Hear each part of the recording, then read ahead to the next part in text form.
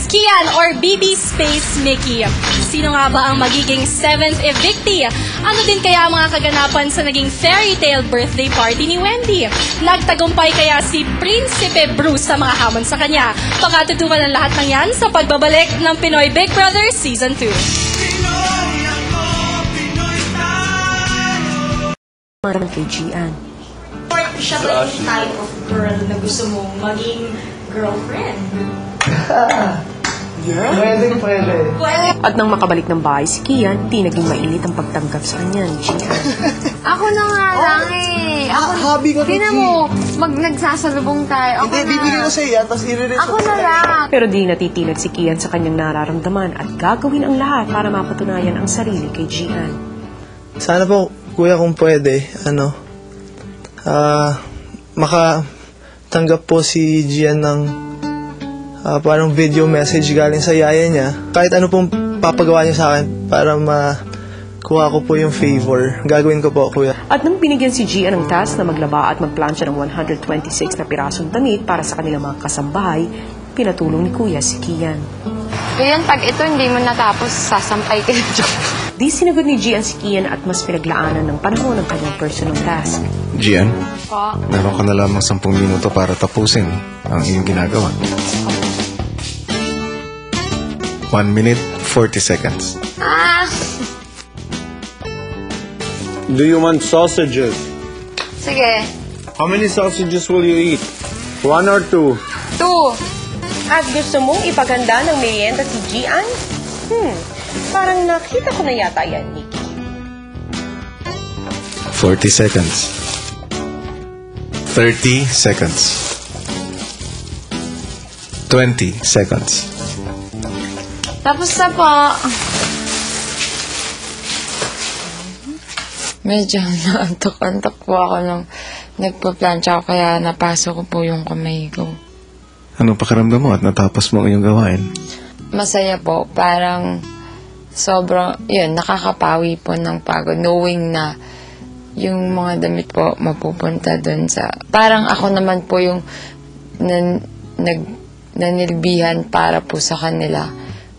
Siguro nga po, swerte ako na may mga gumagawa po nun para po sa akin.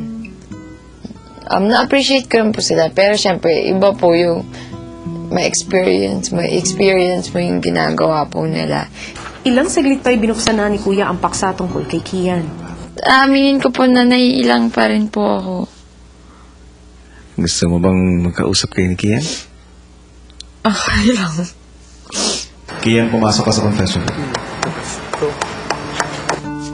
Ay, nako. Ay, tapos yung plancha. Okay lang. Maaring bukas ay lumabas na si Kian. Mabuting magkaliwanagan na kayo. Sige, dyan na muna kayo. Hindi! Uy, kuya, balik ka. Ikaw kasi. Ay, ginawa! Ano? Kumain ka na? Hindi, pero nagganda yata ng food si Mickey.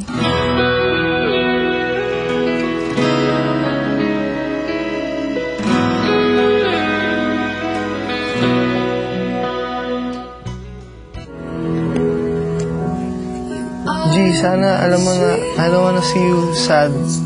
Kaya, Hindi naman kasi ako sad. Hindi, Ano minsan ba? ganun ka. So, Hindi ako sad. I do stuff. Hindi naman porket ano kailangan nakasmile ako na ganyan. Hindi. 24/7. Hindi naman porket hindi ako nakasmile, sad na ako. Hindi, ba't mo ba ako sinisingle out? Ba't ganyan? hindi kita sinisingle Hindi, out. ba't hindi, Ano? ba't ako sinasabihan ganyan? Si Ate Saisi, hindi. Oh. Sabihin natin, para sa akin, ikaw yung pinaka-special talaga. Pumunta ako kay Kuya, tapos sinabi ko kay Kuya, kung may pwede akong gawin. Kasi hindi ko alam kung pwedeng matanggal ako dito sa Sabado. Kaya hindi ko alam anong mangyari. So gusto ko, I want to see you happy and tapos naalala ko na na-miss mo yung si Kak Conching mo. So sinabi ko kay Kuya, kung pwedeng may gagawin ako para sa'yo, para maka-receive ka ng message from your yaya. na nagpalaki sa'yo. Kaya ako naglaba doon, hindi yun parusa. Thank you. Sobra. May napapansin lang ako. Ano po yun? Parang lumalaki ang pimple mo sa ilong. Ano bang ibig sabihin nun? Nasabihan daw po dati kung may pimple daw po, in love po. Kasabihan lang po. Makakabalik ka na sa iyong gawain. Tungkol sa sinabi niya kay Kakunjing. Nais kong malaman mo. Totoo yun. So, if ever I leave, pag ako man yung matagal, it's okay with me. Alagaan mo lang si Gian. Sure, always. Aba, narinig natin habilin itong si Kian, alagaan mo itong si Gian. Samantala mga kapamilya, ngayon marahil nagtatanong kayo kung may nagbago nga ba sa pagkakaibigan itong sina Kian at Gian. Mabuti pa ay kamustahin natin ang dalawang housemates na ito. Good evening, housemates! I'm back! Okay, nitong mga nakaraang linggo ay sunod-sunod ang mga personal tasks ninyong lahat. Lalong-lalo na kay Gian. Hello, Gian. Binabati kita sa matagumpay mong paglalaba at pamamalansya. Woohoo! You did it! This is actually your first time to do all of those things, hindi ba? Paano ka nabago sa karanasang ito?